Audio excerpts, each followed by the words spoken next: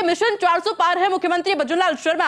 ऐसे में मुख्यमंत्री भजनलाल शर्मा का धुआंधार प्रचार भी जारी है। उत्तर प्रदेश के दौरे पर है मुख्यमंत्री, प्रेस कॉन्फ्रेंस कर रहे हैं। क्या कुछ कह रहे हैं, जरा सुनिए। जो कलकत्ता हाई कोर्ट ने 2010 के बाद पश्चिम बंगाल में जारी किए गए सभी ओबीसी के प्रमाण पत्र उन्होंने रद्द करते हुए ममता बनर्जी को तुष्टीकरण की राजनीति पर एक बहुत बड़ा ताला लगाया है। दूसरी ओर आपने देखा होगा कांग्रेस ने जिस तरह से दलित, पीड़ित, ओबीसी, एसटी जो उनके मन में वो उनके प्रति विचार रखती है, वो विचार निकल करके आया है। कांग्रेस की उस स्थिति को राहुल गांधी जी ने स्वीकार किया है कि कांग्रेस ने आजादी से लेकर 70 साल तक गरीब, दलित, पिछड़े, आदिवासी महिलाओं के साथ कैसा अन्याय किया है। ये ईडी गठबंधन के सभी घटक दल जो हैं उनकी मानसिकता है और वो मानसिकता आपने देखी है।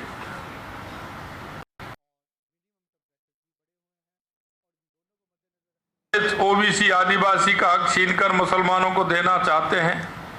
जब तक भाजपा है वह दलित, ओबीसी, आदिवासियों के अधिकारों पर किसी भी प्रकार का डाका नहीं डालने दिया जाएगा। यह हमारा स्पष्ट है, क्योंकि देश संविधान के हिसाब से चलेगा, देश तुष्टीकरण के आधार से नहीं चलेगा।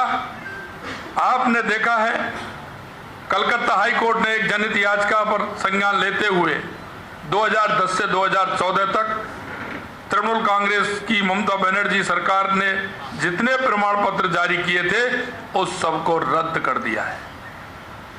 लेकिन उनकी उस तुष्टीकरण की पराकाष्ठा देखिए, जिस तरह से उन्होंने उस हाई कोर्ट के आदेश पर जो प्रतिक्रिया दी है वो आपके सामने है।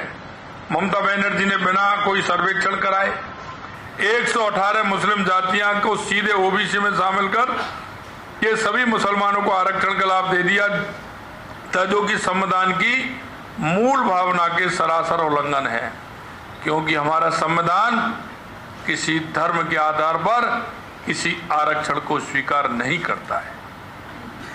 ममता बनर्जी ने पिछड़े वर्ग के अधिकार पर डाका डालते हुए उनसे आरक्षण छीनकर मुसलमानों को देना चाहती है। तभी तो हाईकोर्ट का आदेश आने के बाद ममता बनर्जी ने कहा है कि मैं कलकत्ता हाईकोर्ट के फैसले को स्वीकार नहीं करती हूं। ओबीसी आरक्षण वैसे ही जारी रहेगा, ये ममता बनर्जी के अहंकार को दिखाता है और देश के संविधान के खिलाफ तृणमूल और ईडी गठबंधन की सोच को दर्शाता है कि हम किस तरह से संविधान की धज्जियां उड़ाने का काम हम कर रहे हैं। ममता बनर्जी ने कोर्ट के निर्णय पर जिस तरह का बयान दिया वो अराजकता का प्रतीक है। यह आंदोलन की अदालत की अवमानना है, तो यही संविधान का अपमान, तो ही साथ ही यह पश्चिम बंगाल की जनता के साथ विश्वासघात है। क्योंकि हमारे संविधान में जैसा मैंने कहा धर्म के आधार पर आरक्षण का कोई प्रावधान नहीं है। जून 2023 में राष्ट्रीय पिछड़ा वर्ग आयोग एनसीबीसी ने पाया कि रोंगी और अवैध बांग्लादेशी अप्रवासियों को पश्चिम बंगाल में अन्य पिछड़ा प्राप्त हुआ था।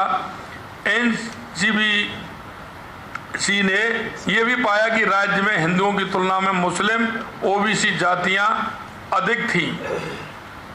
हालांकि पश्चिम बंगाल में हिंदू बहुसंख्यक हैं, लेकिन उसको किसी न किसी तार से जोड़ करके उन्होंने उनको फायदा देने के लिए उसकी संख्या बढ़ाने का काम ममता बनर्जी जी ने किया। मित्रों, मैं आपको बताना चाहता हूं कि पश्चिम बंगाल में जिन 179 जातियों को ओबीसी का दर्जा दिया है, 179 का दर्जा दिया है, ममता बनर्जी सरकार द्वारा दिया गया। उनमें से 118 जातियां मुस्लिम समुदाय की जातियां हैं, 118 जातियां। आप इसी से अनुमान लगा सकते हो कि किस तरह का तुष्टीकरण का आधार बनाते हुए उन्होंने इस काम को किया है। एक मैं आपसे कहना था, ममता दीदी, आपकी तुष्टीकरण की राजनीति अब नहीं चलने वाली है। 4 जून को बंगाल की जनता कम से कम 35 सीट देने वाली है। बंगाल, पश्चिम बंगाल में मैं होके आया हूं, मैंने वहां के लोगों का देखा है, उनका उत्साह देखा है, उनका उमंग देखा है, उनकी भावना देखी है। आने वाले समय में टीएमसी को वहां की जनता सबक सिखाने का काम करेगी और भारतीय जनता पार्टी 4 जून 400 पार मोदी जी को लगातार तीसरी बार प्रधानमंत्री बनाएगी। इसी दिन से आपकी विदाई का काम प्रारंभ हो जाएगा बंगाल के अंदर। आपने देखा होगा युवा नेता राहुल गांधी जी ने कल एक कार्यक्रम में, जिसका कथित तौर पर नाम था संविधान सम्मान सम्मेलन, लेकिन उसमें स्वीकार किया कि उनकी दादी, उनके पिताजी, उनकी माताजी के समय किस तरह से संविधान की धज्जियां उड़ाई जा रही थी और दलित, पिछड़े एवं आदिवासियों का हक कांग्रेस की सरकार मार रही थी। आप सच को छुपाने की कितनी भी कोशिश करो, लेकिन सच तो सच होता है, वो एक ना एक दिन सामने आता है। और मैं कहना चाहता, इस कांग्रेस ने बाबा साहब का कितनी बार अपमान किया। वो कांग्रेस में रहते हुए कांग्रेस ने उनको टिकट नहीं दिया। अगर वो चुनाव लड़े तो उनको हराने का काम किया। यही नहीं, उनको भारत रत्न, केंद्र में भारतीय जनता पार्टी की सरकार थी जब उनको भारत रत्न मिला, और उनका संसद में चित्र भी, जब भारतीय जनता पार्टी की सरकार थी तो उनका संसद में चित्र लगवाया गया था। इस कांग्रेस ने कभी भी बाबा साहब का सम्मान नहीं किया।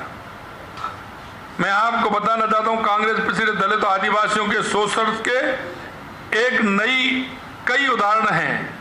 कांग्रेस ने 40 साल तक ओबीसी कमीशन को संवैधानिक मान्यता नहीं दी, यह आप सभी को पता है। ओबीसी कमीशन को संवैधानिक मान्यता देने का कार्य यशस्वी प्रधानमंत्री श्री नरेंद्र मोदी जी ने किया। कांग्रेस ने दलित, ओबीसी एवं आदिवासियों के अधिकारों पर डाका डालने का हर संभव काम किया है। कांग्रेस ने अपने शासित राज्यों में दलित, पिछड़े और आदिवासियों का आरक्षण छीनकर मुसलमानों को देने का पाप किया है। आंध्र प्रदेश और कर्नाटक में तो ओबीसी कोटे में मुसलमानों को डालकर ओबीसी के आरक्षण मुसलमानों को दिया जा रहा है। जो पश्चिम बंगाल के अंदर था वही कांग्रेस की कर्नाटक की सरकार ने किया है। कांग्रेस की सरकार ने अलीगढ़ मुस्लिम यूनिवर्सिटी और जामिया लिया इस्लामिक जैसे शिक्षण संस्थानों में भी ओबीसी, दलित, आदिवासियों का आरक्षण खत्म कर दिया। जिस ममता बनर्जी ने ओबीसी का आरक्षण छीनकर मुसलमानों को दिया, मुसलमानों को ओबीसी का दर्जा दिया, उसे कांग्रेस और सपा उत्तर प्रदेश में सीट दे रही हैं। ये उनकी तुष्टीकरण की राजनीति की पराकाष्ठा है। बंगाल की तरह कांग्रेस ने आंध्र प्रदेश और कर्नाटक मुसलमान जातियों को ओबीसी में शामिल कर रही है और धर्म के आधार पर मुसलमानों को आरक्षण दे रही है। कर्नाटक, केरल और आंध्र प्रदेश में उसने विभिन्न समय में तमाम मुसलमानों को ओबीसी में डालकर उनको आरक्षण दिया है।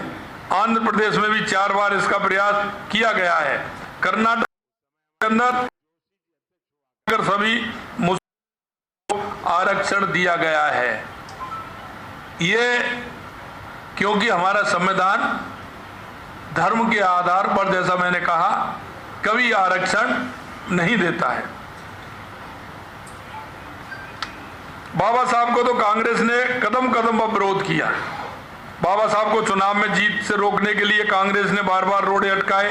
बाबा साहब को टिकट नहीं दिया गया। बाबा साहब को भारत रत्न मिला जब भी भाजपा के शासन में मिला। कांग्रेस ने संसद में बाबा का तैलचित्र भी नहीं लगाया, जैसा कि मैंने आपको बताया। मैं आपसे यही कहना चाहता हूं